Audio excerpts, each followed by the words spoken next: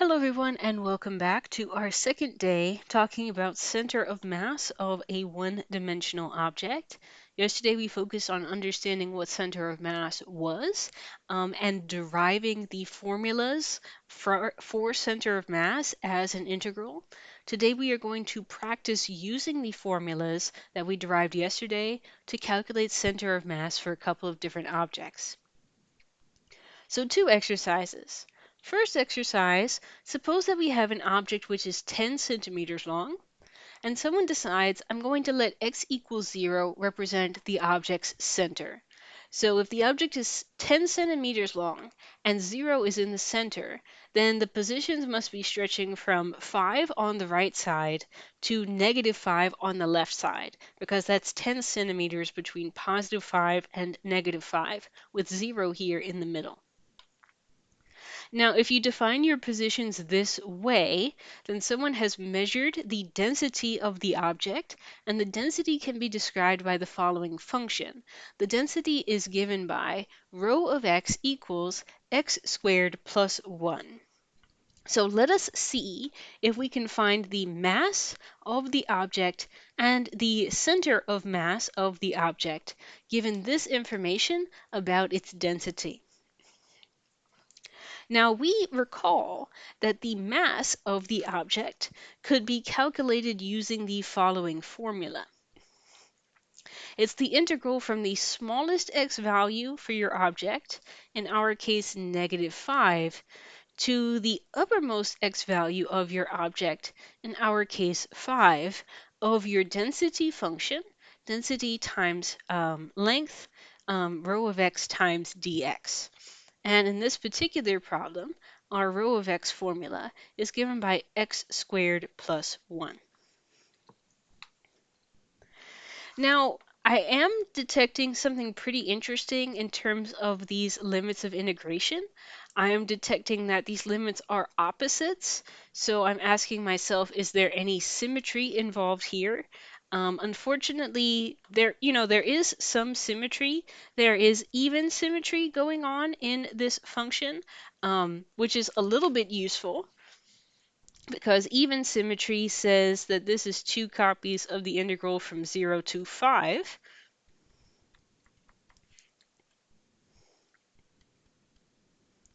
But unfortunately, it's not as useful as it is with odd symmetry, where you can find the exact answer to be 0 immediately. This would be the integral from 0 to 5, x squared plus 1, 2 copies of that by the even symmetry rule. So having used that property to simplify the problem a little bit, now I have to decide what to do next. Now I could split this into two integrals, the integral of x squared and separately the integral of 1, because the integral of 1 is something that can be found really nicely and easily using the constant function rule. If I found the integral in the back using constant function rule, that would just be height times width. That would just be 5 units times 1 unit. So here in the back, we have a value of 10. But it still remains for us to try and figure out what is happening here with the integral of x squared. So let's go to Desmos and let's see if we can accomplish anything geometrically with the integral of x squared. Okay, here I am on Desmos looking at the integral of x squared from 0 to 5. And unfortunately, because of this curved top on the region, I cannot find the net area under that curve precisely using a geometric formula. So having exhausted symmetry, having completely worn out our ability to use geometry, not being able to use any integral properties to get this further, this value right here, the integral from 0 to 5 of x squared dx, is something that we will have to estimate using either a net area estimation or a Riemann sum calculation.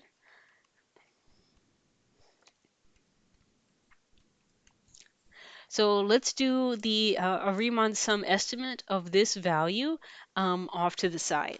Now, to estimate the value of this portion of the integral using Riemann sums, I'm going to have to make a couple of decisions. I'm going to have to make a decision, for example, about how far apart I want my data to be spaced. If I make my data really far apart, then I get an inaccurate value. If I make my data really close together, then I get an accurate value. However, the more data that I want to have to use to get accuracy, the more data, the more work that I have to do to both generate that data and then use that data in calculations. I might just go ahead and choose to use a delta x of 0.5 because even though this is quite a large delta x, it will generate a problem that is simple enough that I can calculate the answer in a reasonable period of time. So choosing to use a delta x of 0.5 and choosing, for example, a left Riemann sum, then all I have to do is fill in these values and then go ahead and calculate the left Riemann sum involving the left output times the delta x, left output times the delta x, left output times the delta x throughout the entire table. Okay, so this value looks like around 35.6, estimated by way of a Riemann sum. So I'm going to go ahead and stick this quantity back into this expression, which I was working with earlier. And with that estimate stuck back into this expression, I will then have an estimate for the total mass of the object given this density function. So I have 2 times the 35.6, which I just estimated. And then in the back, we had that 10 from the integral of 1. So all in total, the mass of our object is approximately 81.2 units. So now that we have used pretty much every tool in the box, symmetry, geometry, different properties of the integral, as well as a Riemann sum estimate, to find the object's total mass from its density, let's go ahead and try to find its center of mass. So someone says find the center of mass of the object. And we recall from yesterday that if you know the object's density function, you can find the center of mass by integrating from the lowest x value to the highest x value, x times the density function divided by the total mass, which we estimated in the previous example to be 81.2. And now because this is an estimate, we are now at best getting an estimate of the center of mass as well. Now, we have to calculate the integral in this numerator, right? And if I simplify the thing that I am integrating, then the thing that I am integrating becomes this, x cubed plus x dx. Now, this is really, really interesting to me, what's going on in this numerator. Because in this numerator, I have, once again, opposite limits of integration. I have this -5 below and this 5 above. But this time, the thing that I am integrating, x cubed plus x, is an odd function. And what happens when you integrate an odd function and you have opposite limits of integration like this? When you integrate an odd function and your limits are opposites, the result of that is always 0. So the result in the numerator would be 0, and as soon as the numerator is 0, the whole thing is 0. So what this is saying is that the center of mass is directly in the center of the object. Now, does this make sense? Or is this surprising? Let's go back and have a look at this density function, the density function x squared plus 1. And let's graph this density function over the x values that correspond to this object. So here is the graph of our density function, x squared plus 1. And let's imagine this density as being represented by, for example, Play-Doh or clay being stacked on top of a ruler, like we had in our demonstrations from yesterday's video. Because the density function has an even symmetry, because the density function is doing the same thing on the left half of the object as it is on the right half of the object, of course, the center of mass of the object is directly in the center of the object. Of course it is, because the mass on the object's left half is exactly the same as the mass on the object's right half. So actually, if we were only asked to answer part B of this question, if we were only asked for the center of mass of the object, then we could have answered that question basically right away by noticing that the density function was symmetric. Something to be on the lookout for as you are doing center of mass calculations. If there is any symmetry at work, be aware, because symmetry in your density function can get you answers to certain questions very quickly. Let's do another exercise. In this situation, we're given an object which is 10 centimeters long. Once again, the position x equals 0 is what we are calling the center of the object. So once again, the x values are going from -5 to 5. This time, though, the density function is different, and it has changed from just being equal to x squared plus 1 to now being equal to this exponential function, e to the power x. So based on this, let's try and find the mass of the object, and let's try and find the center of mass of the object. Now, if I graph this density function, um, between these two x values, I can see that the density on the right half is significantly larger than the density on the left half. So I am expecting the center of mass to be located very far to the right-hand side because all of the weight of the object is skewed to the right-hand side. So let's see if our calculations confirm my suspicion that the center of mass will be skewed way to the right because there's so much mass on the right side of this object. Okay, first up is the center of mass, and to find the center of mass, we would have to integrate from the object's left end to the object's right end the density function dx. Now, e to the x is not one of those nice geometric quantities that we have geometry formulas for. It's also not a quantity that we can apply any special properties to. So this would be a situation where, for right now, we would have to do a Riemann sum estimate. So once again, we would have to make some choices for ourselves about how far apart we want our data points to be. For simplicity's sake, I might decide to put them just 1 unit apart so that I only have to deal with 10 data points for this object, understanding that this is going to give me a pretty inaccurate calculation, but fingers crossed that inaccuracy will be okay in this scenario. Okay, so I've filled out a table of values from -5 to +5, and also choosing, as is my preference, to use a left Riemann sum. I'm going to go ahead and use the Riemann sum formula to estimate this total mass.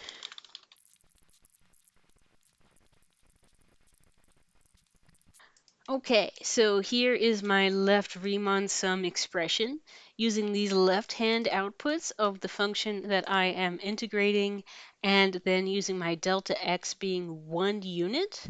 And let's go ahead and get a decimal approximation of this value. And according to the calculator, this left Riemann sum is giving us an approximate value of 86.4. Now let's bear in mind that this estimate is likely to be pretty bad because my delta x is quite large at 1 unit. So if I needed or wanted greater accuracy than this, then I would have to use a much smaller delta x, I think, to get a more accurate value. But for the sake of time, I'm just going to stick with a delta x that's relatively large of 1 unit. Okay, so here is my estimate for the total mass of the object, which is 86.4. Just for the record, if you get a right Riemann sum in this particular example, you're going to get a vastly different answer. If you use a right Riemann sum and you use the right hand values on each chunk of the problem, then you get a mass which is approximately equal to 234.8. So big differences in what you estimate if you use the left Riemann sum versus the right Riemann sum in this problem. So that's another sign that this estimate using this very big delta x value is probably quite inaccurate in this situation because the actual value of the mass of the object could be anything really between these two values, between 86 and 234. Alrighty, now that we have estimated, very crudely estimated, the mass of the object, let's go ahead and try to estimate the center of mass of the object. And we recall that if you want to estimate the center of mass of an object, the formula for that is to divide by that estimated mass, and then in the numerator, place the integral of x times your density function. Now, once again, x times e to the x is not a function where we are able to integrate this using geometry or symmetry. Unfortunately, this function is not odd or even, and also the graph of this function, you cannot apply any nice geometry formulas to it. So once again, this numerator is something where we'll need to apply a Riemann sum.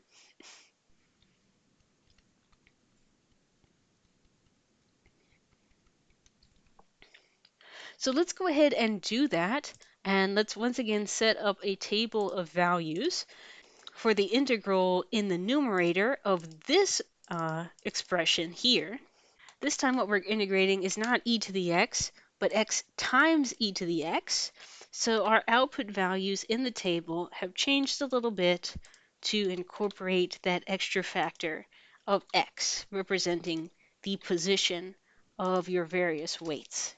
Once again, it's sort of up to us what we choose in terms of delta x, and it's sort of up to us whether we do a left Riemann sum or a right Riemann sum. If we do a left Riemann sum using these left outputs times the value of delta x,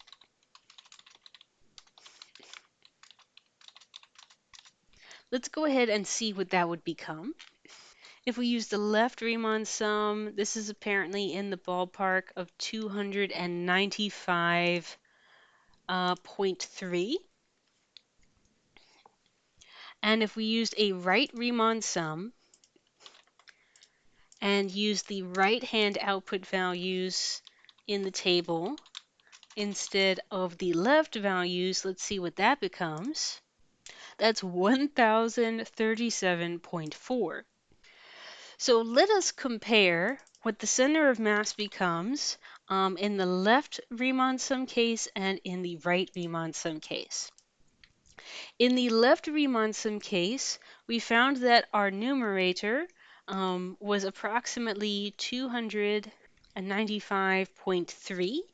And if we use the left Riemann sum, we estimated that our total mass was 86.4. So taking the ratio of those two quantities, we get a center of mass located about 3.4 units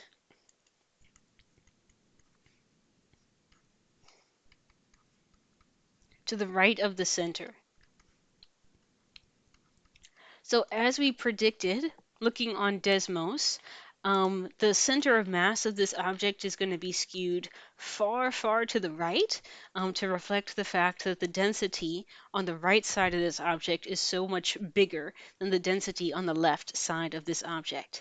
So the left Riemann sum is predicting a center of mass located at 3.4. Let's see what is predicted by the right Riemann sum.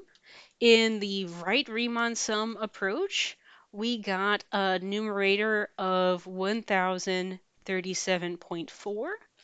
In the right Riemann sum approach, we got a denominator of 234.8. Let's take the ratio of those and see what happens. The ratio of those is 4.4 units, or 4.4 cm to the right of the center of this object. So once again, the right Riemann sum is predicting that the balancing point of this object is going to be pretty far to the right-hand side, pretty far over here, 4.4, because that's where most of the mass is stacked on the right side of the object. Now, the true center of mass of this object is probably going to be somewhere between what is predicted by the left Riemann sum and what is predicted by the right Riemann sum. The true center of this center of mass of this object is probably going to be somewhere close to 4 units, I would predict. But if we needed a much more accurate estimation of where the center of mass was located, then the way that I would get additional accuracy is I would decrease the delta x that I had used in my estimates. Now, in addition to this option, what we are going to be talking about in the next season of this class is an additional way to somewhat quickly calculate very, very accurate values of integrals like these, ways to calculate values of integrals like these that do not require us to use geometry, that do not require us to use symmetry, and do not require us to do this at times quite lengthy Riemann sum calculation. And that's the topic of next season. The fundamental theorem of calculus is what it's called. That will give us a very fast way to get an accurate calculation of center of mass in problems like this one.